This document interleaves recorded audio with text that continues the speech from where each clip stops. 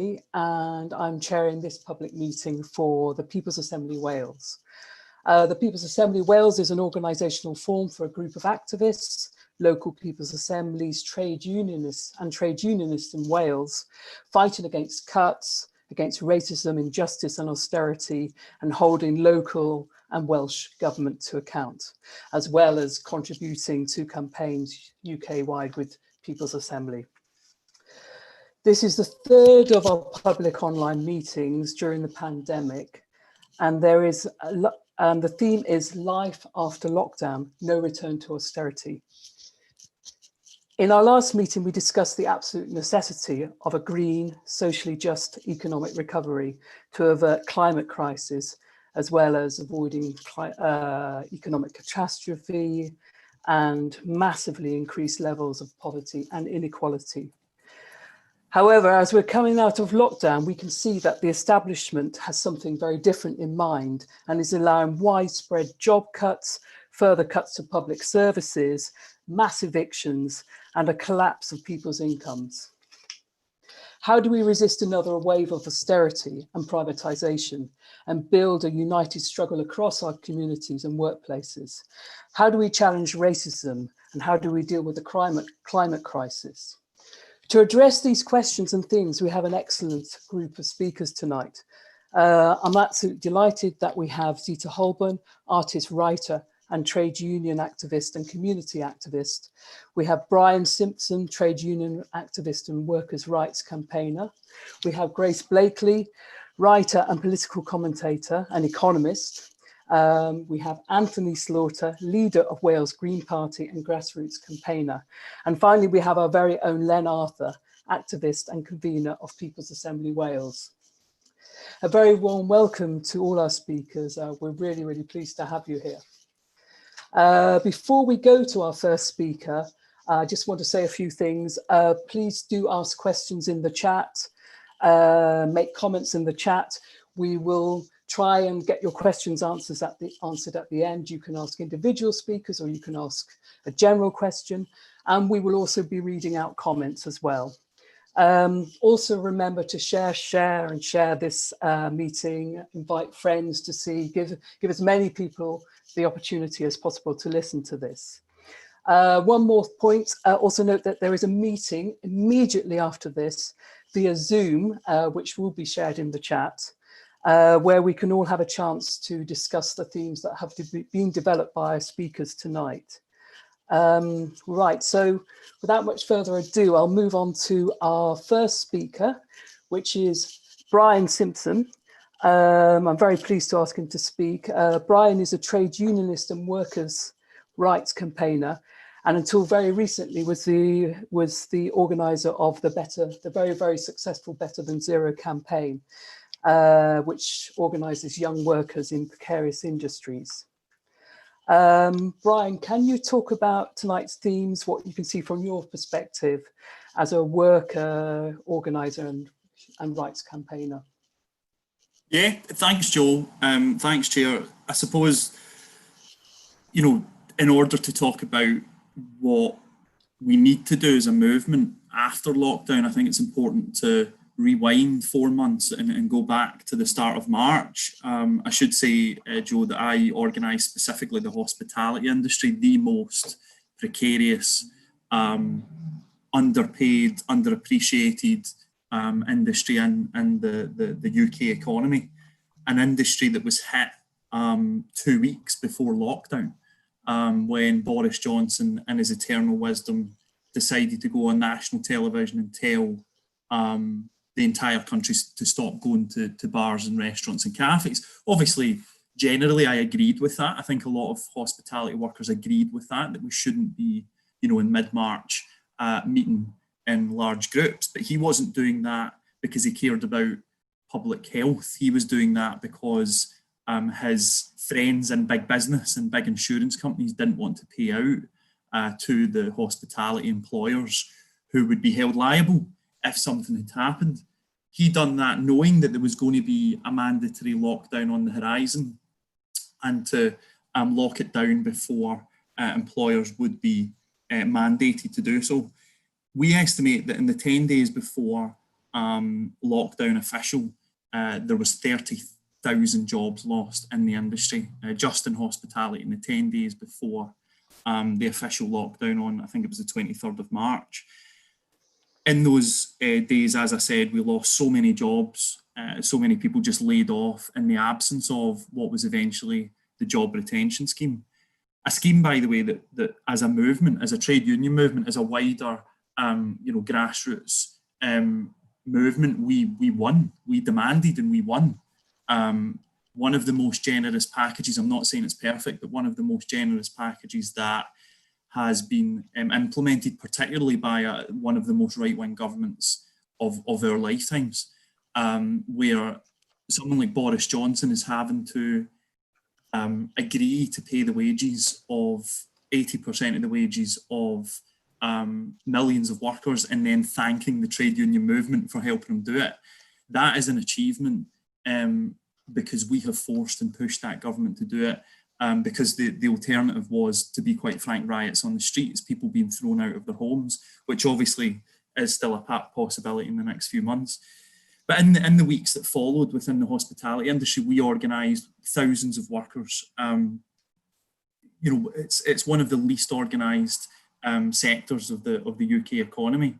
But in the weeks that followed the job retention scheme, we estimate that we supported workers, around 14,000 of them, to be reinstated.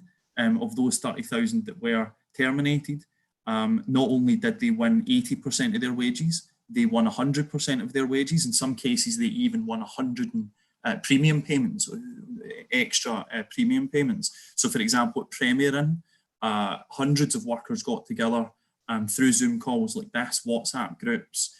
They clubbed together, joined their union, and they put collective letters and grievances into their managers and into their the chief executive's inbox. The Premier Inn was forced not only to give 100% furlough to the workers who were furloughed, obviously, but they paid between 120 and 165% premiums to the workers that were in the 37 hotels, which were NHS hotels that were looking after NHS workers. 165%, 2/3 premium payments for workers who were working on the front lines and feeding and watering the NHS heroes. But that's just an example of some of the ways that the workers fought back. But I suppose what we're seeing now is we've not even reached the pinnacle of the storm yet, is the worst mass redundancy situation that this country's ever faced. Hospitality being the first and the worst to be hit. I'm about to go into a call just after 8 o'clock with a group of workers at a hotel in Edinburgh, where there are 260 workers. The employer, which is Intercontinental Hotel Groups, one of the biggest hoteliers in the world, are looking to make, out of 260 jobs, 245 redundant. They think they can run a hotel on 15 workers. And what they're actually doing is they're keeping the heads of department, they're keeping the highest paid managers, which doesn't make sense if you're trying to save money, and they're bringing the staff back on 0 hours contracts, minimum wage. They're bringing back younger workers so that they can pay them $6.90 an hour. So if this was really about COVID, if this was really about saving money, they would not be doing that. What this is really about is an excuse for some of the biggest hospitality employers in the country, like Wetherspoons, to bring back their staff on worse terms and conditions. So how do we fight back? How do we do that in Wales, in Scotland, and London? Well, we do it obviously by joining a union, by collectively coming together in grassroots direct actions. Not the most popular thing at the moment, but do you know what? We have to do them. We have to do them responsibly. Outside the Welsh Assembly on Wednesday, there will be a socially distant and responsible action. I would urge everyone listening to this, 12 o'clock outside the Welsh Assembly. We're doing the same in Edinburgh, we're doing the same in London, to send a message to the Welsh Government that they can't relinquish liability for this. They need to be putting as much pressure on Westminster to actually be extending the job retention scheme, to actually be stopping these companies that are making mass redundancies. That is the only way we're going win this is if we come together through our respective unions and our respective groups and putting as much pressure on the politicians as possible. And I'll just leave it there. Thank you very much, Brian. That was really inspiring, and it was really nice. It was really, and I think very important to talk about the wins that we have had, that a very precarious sector has had, quite amazing wins against a very, very right-wing government. So I mean that's brilliant. And also, sorry, can you hear me now? Yeah. Sorry. Also, you mentioned about workers' direct action, which reminds me a little bit of the Better Than Zero campaign, which I found very inspiring. So thank you very much. And we move on to our next speaker. I'm inviting Zita Holborn to speak. Zita is co-founder and chair of Barrack UK, Black Activists Rising Against the Cuts. She's vice president of PCS Union and co-chair of Artists Union England. Zita, what's your take on tonight's themes as a community activist, trade unionist, and also artist? Thank you. Well, greetings, everybody. It's really good to be here at a Welsh People's Assembly event. I am part Welsh. One of my great-grandfathers was a Welsh miner. And I think that I want to start really by saying that Barrack UK was formed in 2010 when we knew that proposed cuts that were coming, which ended up under a Condemn coalition, were going to have a devastating impact on Black workers, service users and communities. When we founded Barrack UK, we thought that it would be a short-lived campaign, about a year of campaigning against austerity, but we've just marked our 10-year anniversary last month. And clearly, with the situation we're in now, there's no, chance that we're going to end our organisation and campaign anytime soon. But what we found is that hand in hand with the impacts of austerity during that time, there was a shift to the right of all political parties. Obviously, in times of austerity, we know historically, and we know from the past 10 years plus, that actually racism increases during times of austerity. There was a divide and rule tactic, the labelling and demonisation of migrant communities, and actually all forms of racism and injustice faced by Black communities, of Black, BAME, people of colour, whatever term you want to use, but when I'm using the term Black, that's what I'm referring to, deepened. And so we have been campaigning over the last 10 years on a whole host of issues that impact on Black communities. And of course, with the murder of George Floyd recently, we've seen the growth of the Black Lives Matter movement, not just in the USA, but globally, including here in the UK, not just because of the horrific murder of George Floyd, but because of the broad range of discrimination that Black people face every day in every aspect of life, from systemic racism to microaggressions and everyday racism. So I think, going forward, we have to campaign against all forms of discrimination. We know that austerity impacts disproportionately on equality grounds, on Black people and women, disabled people, young people, and so on. And so it's important, well, it's crucial that the voices of those people that face the worst impacts of any cuts are in our movement, and their voices are heard, and that they're leading the struggles we're in, but that everybody else understands and recognizes that discrimination and stands shoulder to shoulder with us and make sure it's on all of our agendas and in all of our campaigning. And we've already seen the impact of COVID has hit Black people disproportionately, both in contracting coronavirus and in the number of deaths. And before there were any reports, official government reports that came out from Public Health England and the ONS, Black communities already knew that there was a disproportionate impact, because all around us, whether it was in our families, our networks, our communities, we saw those deaths happening. We're still dealing with the trauma of those deaths. And, when we're talking about fighting racism, it isn't just about the racism that we face today. It's about the legacies of colonial rule and enslavement, and the systems and processes and symbols that exist today that allow racism to thrive, because austerity will amplify, any cuts will amplify discrimination. So we have to root out those deep, long time causes of racism, as well as react to the racism that's happening today. And actually, it's not really enough to just react to racism. We spend a lot of time doing that as campaigners and activists because we have to, but actually we should be entitled to equality in our lifetime. We've fought long and hard for equality for a long time, and we've seen those gains stripped away over the last couple of decades. I want to say something. So before I go on, just on the point about coronavirus, actually, the reason why people are dying disproportionately, what we saw was an othering of Black communities to say we were to blame for dying, but actually it's because of poverty, because of discrimination, because of being in precarious, low-paid frontline work in the key essential roles, and in deprived areas because of cuts, that we're dying disproportionately. It's because of systemic racism that we're dying disproportionately. So we shouldn't forget that. I wanted to say something with my trade union hats on quickly before my time is up. And I'll start by saying something about Artists Union England. Our members are largely socially engaged artists that work in the communities and in education. And their work has literally been stripped away through this period. People working in the arts of another group that have been hit really, really hard by coronavirus.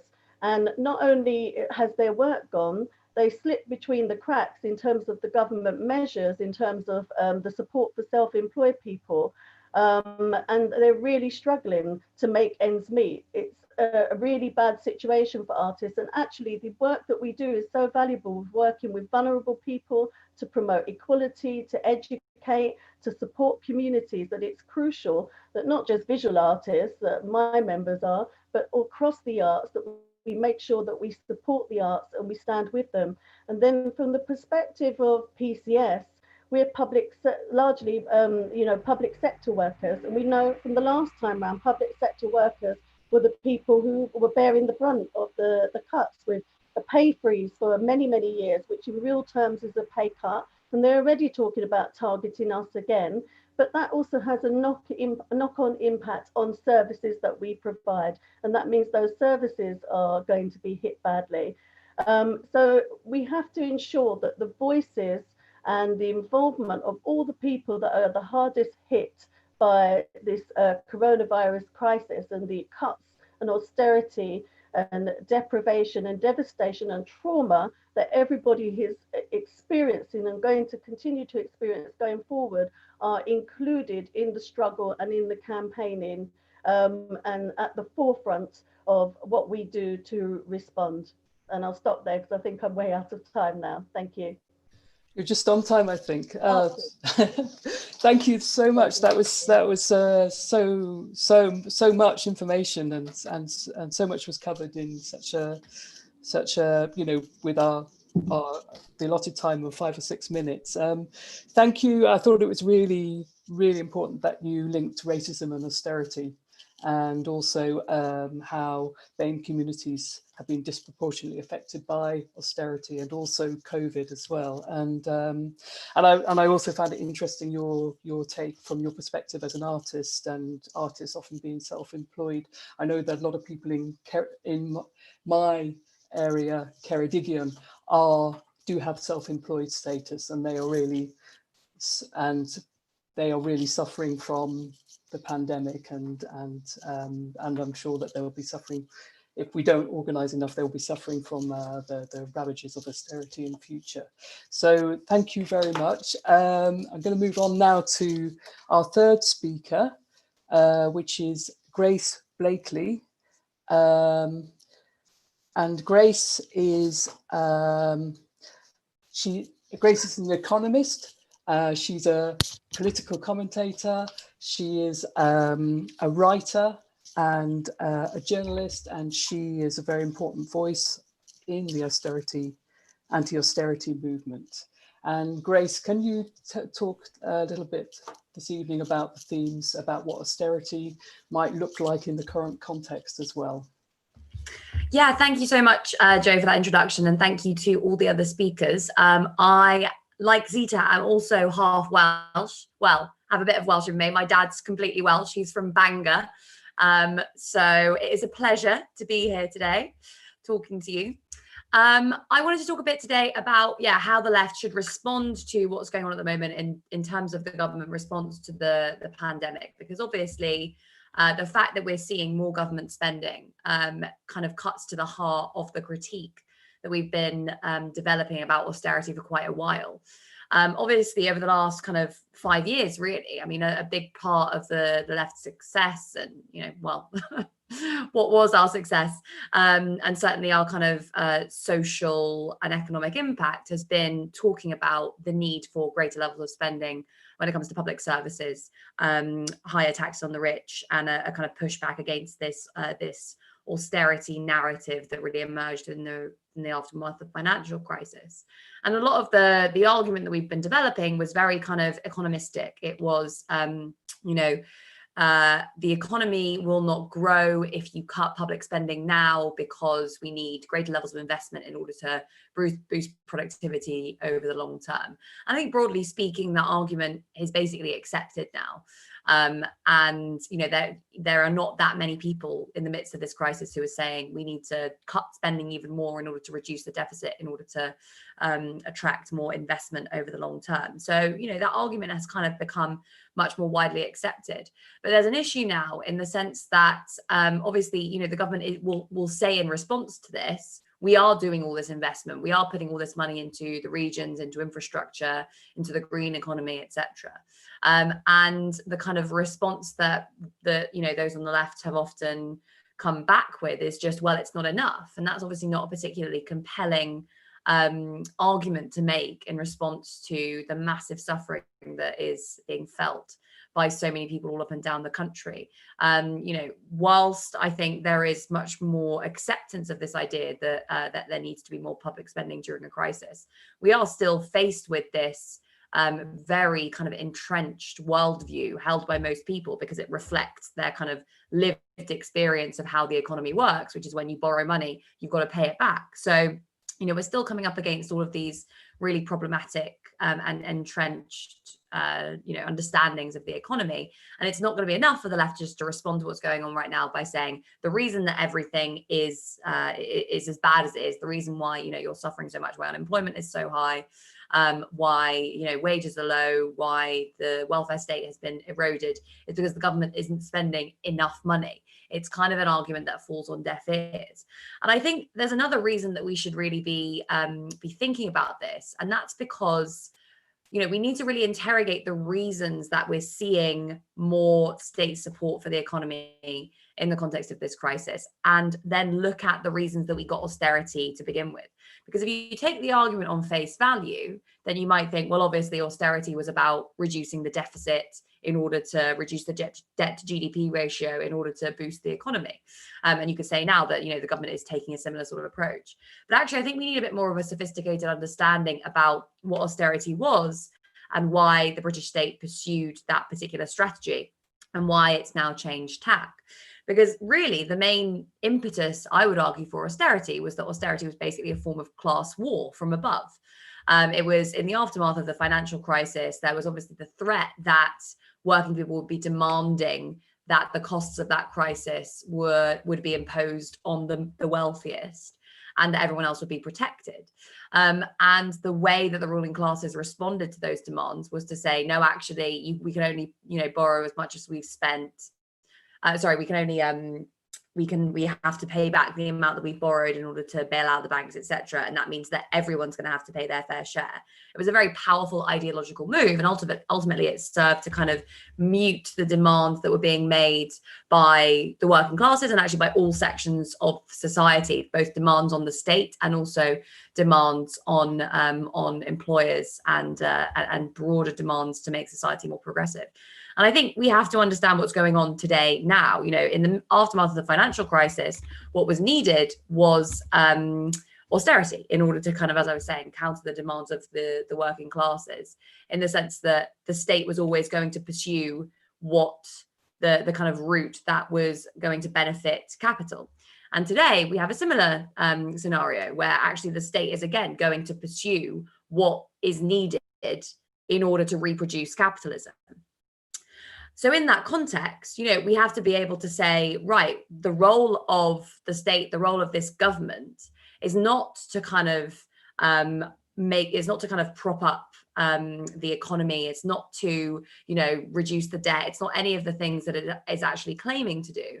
This government is really it remains fighting a class war from above against working people up and down this country. Initially, the strategy they used was austerity. Today, obviously, they realize that big business, big banks, and, you know, the capitalist system more generally requires a lot of spending now.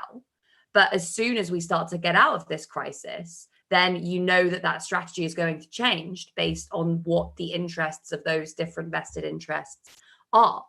So I think that really means that we need to be not just saying the state needs to be spending more money, not just saying austerity didn't work on these kind of fairly economistic grounds, but actually calling out corruption and collusion between big business, finance, and politicians.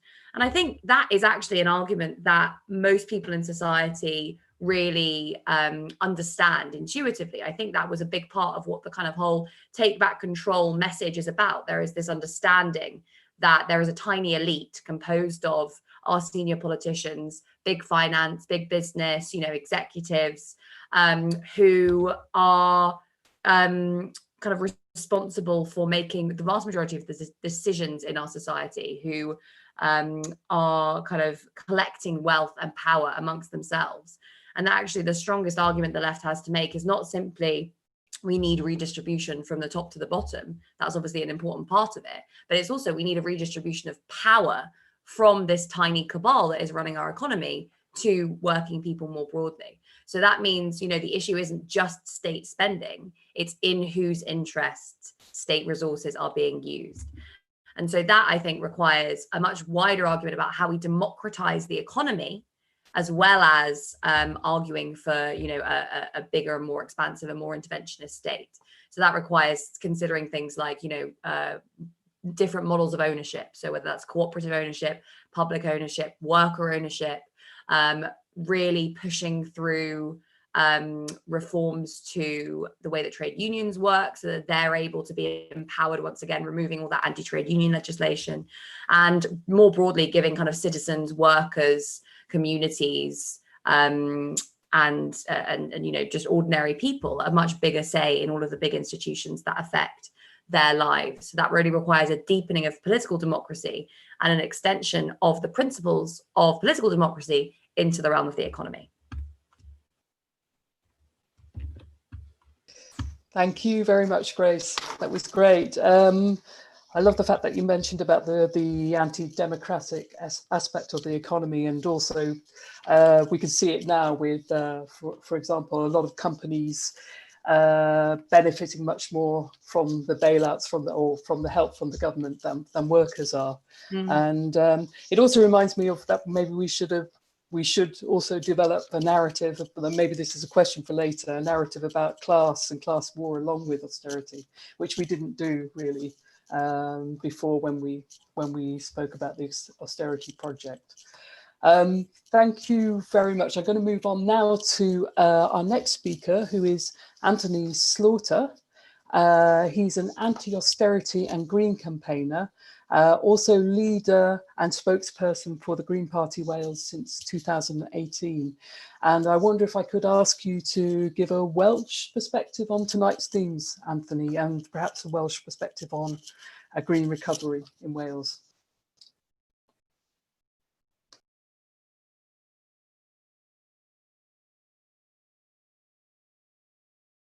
Okay, if you could just unmute yourself, Anthony.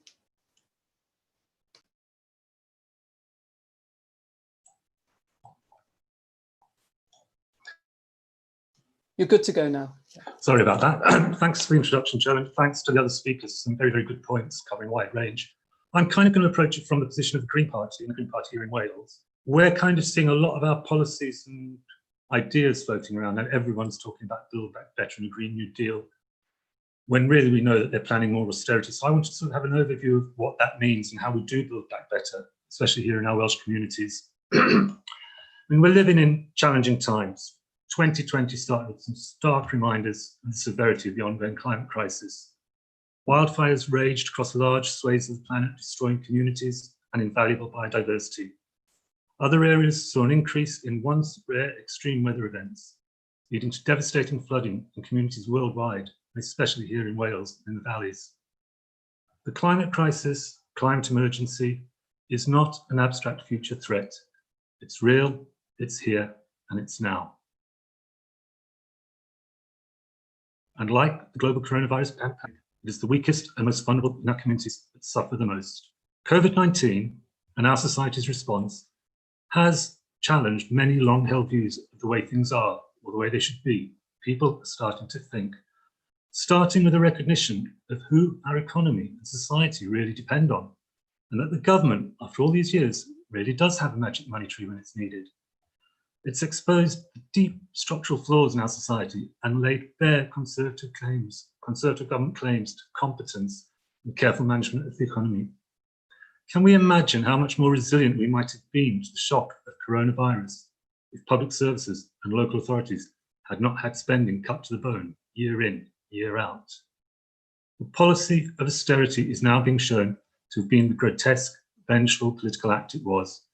And remember, we must remember, austerity was never inevitable. It was the result of deliberate political decisions. So we have to learn from all this and ensure that as we come out of this crisis, our recovery is both fair and green. No more business as usual, which will merely patch over the scars and wounds of this crisis and leave us equally, if not more, vulnerable to the next. We must not address this emergency by making others, like the climate emergency, worse, creating a hostile, inhospitable, and unsustainable environment for future generations. So how do we build a better, fairer, greener future? We start by recognising the truth, already touched on this evening, that this crisis has impacted hardest on those who are already the worst off, in low-paid or insecure jobs, forced to endure lockdown in homes with no access to open space, left risking their lives as carers, shelf stackers or cleaners. And also we must recognise that this crisis of death has been prejudiced against the Black and ethnic minority communities. These sacrifices need to be recognised with a meaningful commitment to build back better. And that means redesigning our economy to meet the needs of everyone in Wales, in the UK, for food and shelter, starting with a guaranteed universal basic income, a long-standing Green Party policy. It cannot be enough for our governments to pay lip service to a better post-COVID society. It must go further and make the health, resilience and well-being of people the focus of all public policy. And to start, we could start with the big companies. Strict conditions must be applied to companies that ask for financial support during and beyond the lockdown. It is obscene that companies that routinely avoid taxes or have huge pay ratios should have access to public money. Equally, there should be no bailouts for fossil fuel industries. And the companies which are driving the climate crisis should be required to adopt targets in line with the Paris Agreement before receiving any public funds. Wales has some of the most energy inefficient homes in Europe, leaving many families having to choose between heating or eating. Imagine the impact of COVID-19 had it struck in the middle of winter. This obviously may still happen. We urgently need to insulate and retrofit all these homes, not only tackling fuel poverty, but creating thousands of green skilled jobs and combating fuel poverty. Plans for this must start now, with a directly supported retrofit programme for the vulnerable. Here in Wales also we need to take full advantage of our abundant natural energy resources, again creating thousands of new green jobs for a reskilled workforce. We cannot keep dumping communities into the dustbin. Wales led the original industrial revolution. It could and should lead the second. We have learned also in the past few weeks how vulnerable our food system is, with no one to harvest food grown in the UK, supermarkets dependent on long supply chains, farmers having been forced to pour milk down the drain or leave crops unpicked while families go hungry. Food insecurity has quadrupled during this crisis, and again it is the most vulnerable to suffer. We need government support for small farms, local independent businesses, and this sector must be prioritised We need funding for local food networks with a focus on agroecological farming, so we can start the shift towards a resilient, localized and regenerative food and farming system. These are just some of the areas where we need to build back better with a genuine Green New Deal, not cheap slogans from an incompetent and bumbling Prime Minister. A Green New Deal that must prioritise the needs and well-being of all. COVID-19 has exposed the fragility of our economy, the gross inequality and insecurity and poverty of millions of our fellow citizens. While we may all be weathering the same storm, we are not all in the same boat. The government has demanded huge sacrifices of everyone, some more than others. This needs to be repaid with an economic and social system that benefits everyone. I'll just end with a line from an article I published earlier this year about the COVID crisis. We need to be angry. We need to be very angry as we politically know how. We need to be angry and organised. To be angry is to be on the side of life against death. Thank you so much, and thank you very much for the quote at the end. I think that was very extremely important and poignant. I like the fact that you talked about, I mean, I certainly feel this as well, that a lot of our long held views about what the government can do has been challenged, because obviously they can do a lot more, as we can see during the pandemic with the public funds that have been more widely available. And hopefully that has widened the political imagination for what the government can do. Yeah, thank you very much for what alternative or green economies that we can sort of start building in Wales as well. I think that was really important. And it also shocked me that idea about choosing between heating and eating if the pandemic actually happens or had happened or will happen as a second wave during the winter months. So thank you very much, Anthony. And we move on finally to Len Arthur, who's certainly going to speak about the Welsh context. Len is a tireless activist and campaigner in Wales and a chronicler of austerity and cuts by the Welsh Government and also at council level as well in Wales. So Len, can you give your take on tonight's themes? I will, yeah. Okay, thank you very much, Joe. A chronicler. That's no one's ever called me that before. Okay, I just want to first of all dismiss the idea that somehow in Wales we're in some sort of socialist bubble, that austerity passed us by because we have a Labour-led Welsh government. That's absolute nonsense. It's very important to realise that first of all welfare is still controlled by the UK government. So all welfare, all benefits, universal credit, bedroom tax, etc., all apply in Wales as they do across the UK. According to our own research, People's Assembly research, that we, as you say, chronicled and did extensively during the periods of austerity cuts up to now. Since 2009, the real public sector cuts in public sector spending has been 3.4 billion. That doesn't mean much to people outside Wales, but what it means is that the public sector spending in Wales now is 22% less than it should have been if it was just going to keep up with inflation and increased needs. That's this level of cut, nearly going on for a quarter of public sector spending has been eradicated by the Tories and the coalition cuts.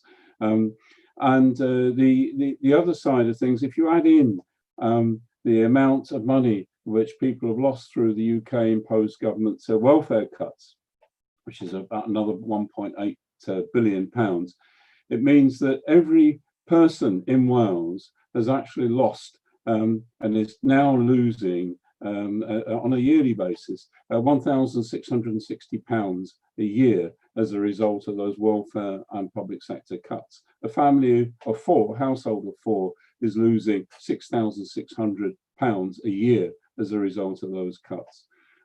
So it's still with us and it's not gone away. And when you start to examine the new amounts of money that the government has apparently allocated to Wales, and you start to dig down into what's actually happening, you find that the amount of money that it's required by local councils and the health service to actually cope with the direct costs of COVID is just about managing at the moment. Those costs are just about being covered. But there is no indication that that support for councils and for the health service is going to continue over by the end of the financial year. It's struggling. However, if you actually look at, say, well, where's this £2 billion gone that we understand that's been given to us? Well, you look at the other side of the coin, and that 627 million of that has gone into business rates relief for the next 12 months, and a small business grants fund is 731 million. So more than double the amount of money is being put into private industry than is being put into the councils and the NHS in Wales. That's where that money is going. And of course, excellent. It means it's actually helping people to keep their jobs. But what it's not doing is replacing the cuts that have been made, that 22% that's been made over the previous 9 or 10 years of austerity. That's not what that money's doing. It is just plugging a hole in the financial problems that businesses are facing. And to pick up what Anthony's saying, what's even worse is that whilst that money is being paid to those business rates and those small business grants are being paid, while they're doing that, there are no actual clear strings in relation to a green economy which are being added. Those payments could have been used to start to shape how we develop a new economy. And if you look through Welsh Government documents, there is zilch actually about how they could use this financial leverage over the private sector to start rebuilding a green economy. So we're not in a socialist bubble, I'm afraid to say. I only wish we were. But we must also realise that austerity is not just about the public sector, it's about the private sector as well.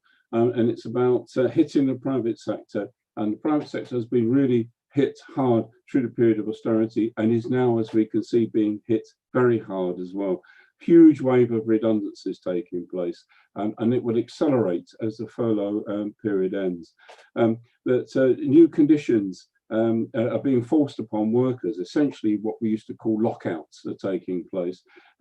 Tower Hamlets, British Airways, British Aerospace in North Wales, that people are being forced to either accept new conditions or lose their jobs. That I know of many companies that the 20% pay cuts that people have received are now becoming permanent. Precarious contracts remain, and all these things, as People's Assembly Wales, we've tried to also fight through building something that Brian started off in Scotland, which is better than zero Wales. And we must continue that fight to unite both the public sector and the private sector. But of course, it's a bit like what was being said by Grace, and that really what this is about the working class being forced to pay for the crisis of capitalism yet again. And for me, COVID was a consequence of the crisis of capitalism, about the expansion into areas into agribusiness and into areas of wild and areas of geographically wild areas of the world, which under no circumstances should have capitalism been and agribusiness being extended. So there is a direct link between those two things, and they are going to make us pay. It may look as if they're spending money at the moment, but don't be fooled. The attack in the private sector is about jacking up the profitability of capitalism, and if we have seen, if money can be found now, then it can be found to actually stop and avoid another round of cuts for the workers. And it's quite clear that we produced a budget 4 years ago as People's Assembly Wales, which we called the workers' budget, where we indicated that in fact austerity had no need to take place at all if the rich were forced to pay. And that's the situation now. The rich have got to be forced to pay. And we've got to do two things. First of all, we've got to say no. We've got to say no more austerity. We've got to say no to the job losses. We've got to say no to the pay cuts. And we've got to do that by linking community fights and trade union fights. This is about unity, and that's what the People's Assembly is all about. It's about linking community struggles, and it's about linking struggles in the workplace. It's about linking struggles against oppression with struggles for against the economic oppression and for a different economy. So we've got to build strikes. We've got to argue for occupations. We've got to get direct action back on the agenda. And just to say, because we've been very successful here in, I must put this in saving our A&E department in Royal Glamorgan, which was due to a complete and a total uprising of the local community. The 24,000 people directly involved in the campaign, and we were successful. And that A&E was under threat as a direct result of austerity cuts, the early Tory party austerity cuts. But then okay, I know, just going to say, finally, we've got to say more than no. We've got to offer an alternative and say what we're fighting for. And this is where I think I'm fully on board with both what Grace and with what Anthony was saying. We've got to put our collective ownership and control back on the agenda. Collective ownership and control for the needs of people on the planet. Okay, right. Thank you very much. And I was going to interrupt you but then you started talking about the Glamorgan Hospital campaign, which was fantastic. So you know that we actually the community managed to campaign with you leading it to keep the hospital open, hospital A&E open, which was a real win for us. Thank you very much. I like the fact that you said very succinctly, and it's absolutely true that the working class is paying for the crisis of capitalism, and which COVID is a part of as well. What you see People's Assembly's role being that we need to connect workers' campaigns with community campaigns. Yeah, I think that these are all very important points, and good to remind people that even though we have a Labour government, this is not a socialist bubble at all, by any means. Okay, so we're now down to, we got just over 10 minutes of comments and Q&A, and I've got some questions here. Right, I'm going to ask the first one to Grace. Because I think Grace might have to leave dead on 8. So I'm going to ask the first one to Grace.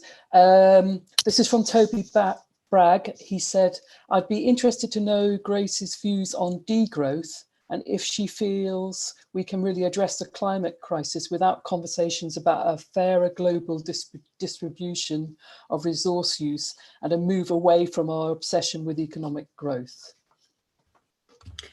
Yeah, so on the question of degrowth, I mean, I think the whole growth versus degrowth argument is basically is not a helpful way to frame the question. I mean, effectively, if we are going to build popular support for something along the lines of a Green New Deal, then on the one hand, yes, we have to be using different metrics to GDP, and we're talking about how we're measuring living standards.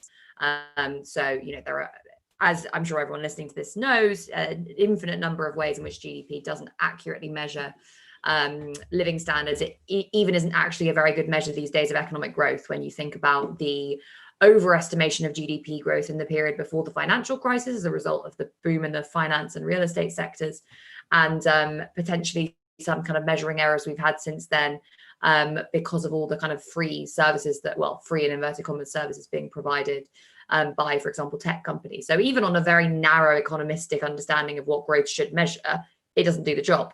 Then there are obviously also much wider concerns about whether or not it accounts for, you know, the impact that current economic activity is having on the environment, and whether or not we're accounting for equality and various other social goods. Because obviously GDP literally is just economic activity. So it's just things that businesses and consumers and governments are doing, which is obviously not something that we should necessarily be targeting. Having said that, I think the whole frame of degrowth threatens the whole kind of populist movement that we've really been trying to build up on the left for quite a while, because when people hear degrowth, they think, oh, my living standards are going to go down under this kind of, you know, Malthusian eco-socialist regime that they assume that the left wants to bring in. So I think basically there's a problem there with how we're framing it. Why are we saying degrowth, which conjures up images of scarcity, when actually we should be trying to push towards a kind of a mindset that conjures up fewer images of scarcity and conjures up more images of kind of collective social power, of solidarity, of, as you know, all the things I was talking about democratization of the economy. So yeah, I mean, I'm not kind of into that frame, but obviously if we're going to have any kind of Green New Deal, especially if it's going to be a global Green New Deal, then the metrics according to which we measure success have to be very different. Thank you very much. That was a very full answer. Oh, that was great. Thank you. I'll move on to, I think I'll ask this question to Zita and Brian. So this is from Harry Rogers. Some economists are forecasting 6 million unemployed. It is essential that trade unions link up and demand living wage benefits. What do the speakers think trade unions should do in the short term? And Brian, do you want to take that one first, and then Zita?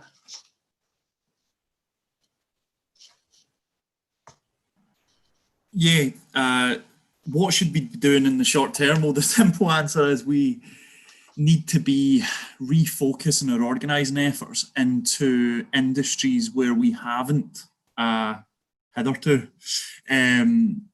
We have neglected the hospitality industry as a movement. We've neglected the retail sector. We've neglected cleaners. We've neglected, you know, public sector workers who, quite frankly, because they don't earn enough, are not going to be a cash cow for the unions. And that's very controversial, but it is a fact. We've focused on the manufacturing. We've focused on the, you know, pre-industrialization industries. Sorry, not pre-industrialization, pre-deindustrialization industries, which has not helped. I'm not saying that we move away from manufacturing. I'm saying that we have more than enough money, more than enough resources within an organisation like Unite, for example, within an organisation like the GMB, USDAW, the unions that organise these sectors.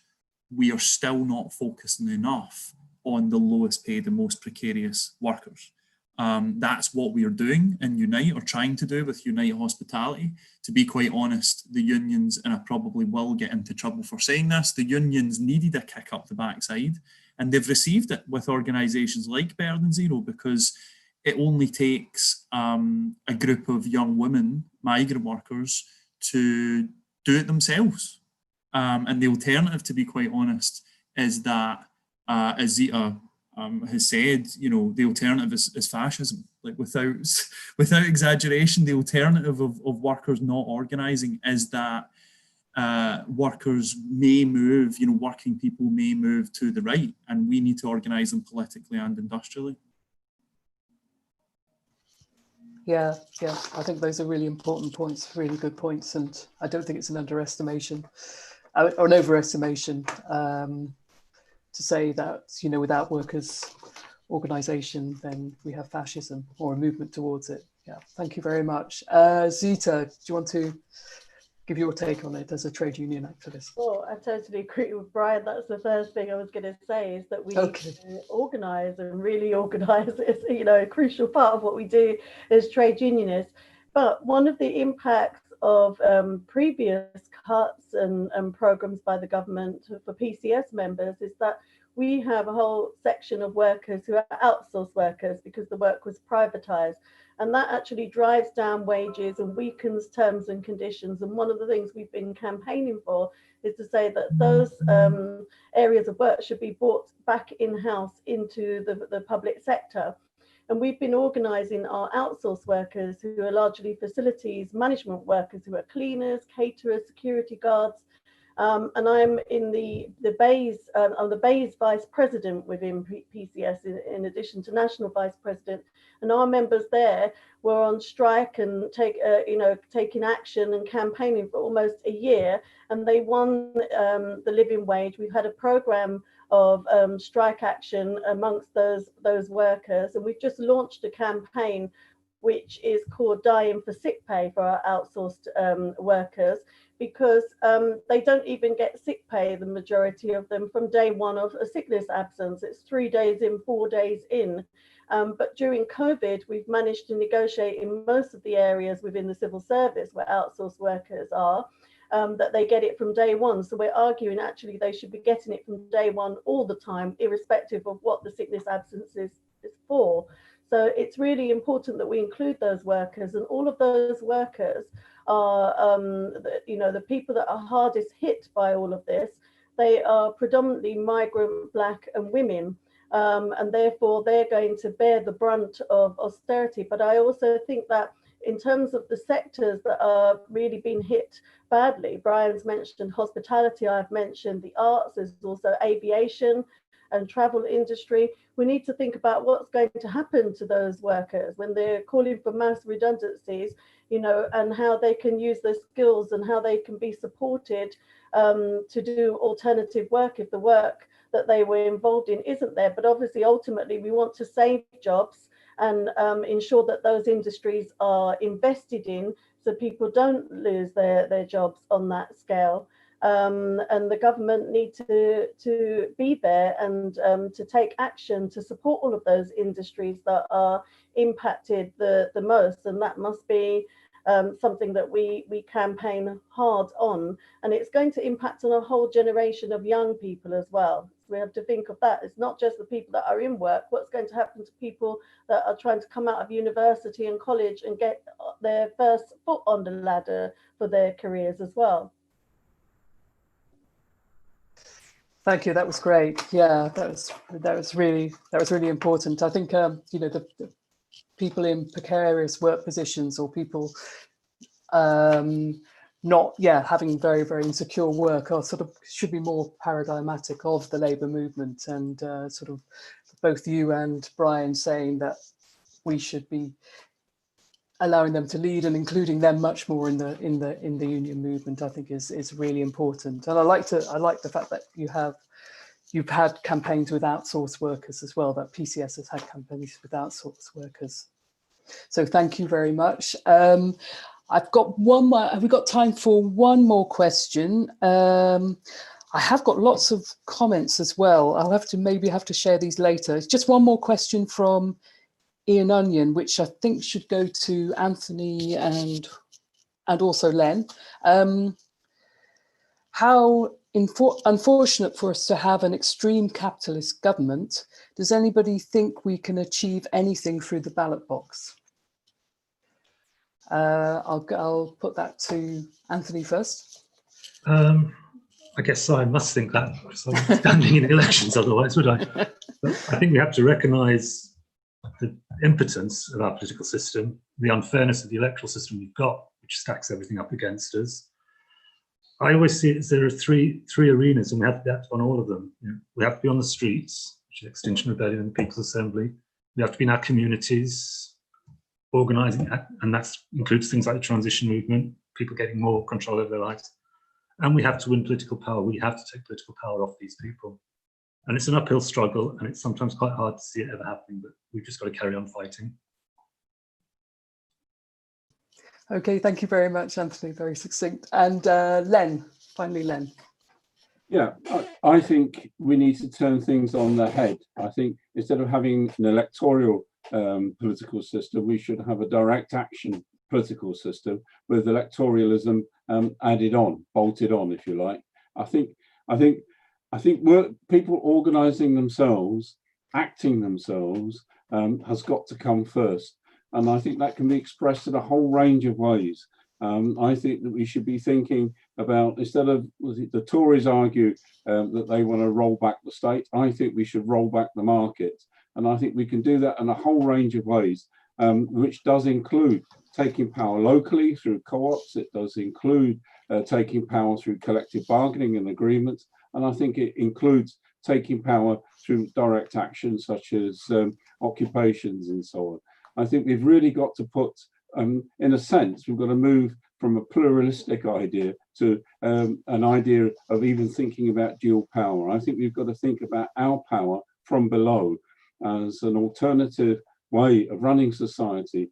And I think that we've got to do as much as we can to show how, in fact, we can organize, build the future in the present. I think John Holloway calls it from America, that we've got to look at ways that we can build the future in the present to give a shining example of what we think the alternative could be like and can be like in our daily political practice. Thank you very much, Len. Thank you. And we come to the end of our meeting now. And so thank you so much to our speakers who really, really developed the themes tonight. And I think you've been amazingly disciplined because we gave you very little time to talk about the themes of tonight from your perspective, but you really, really did develop them and brought up some really crucial points. We do have another meeting now which will be more interactive and will be chaired by Len, and a few of the speakers will be joining, and we can really sort of discuss the themes more that have been so eloquently developed by our speakers this evening. So I think that Zoom link will be shared in the chat, is that right?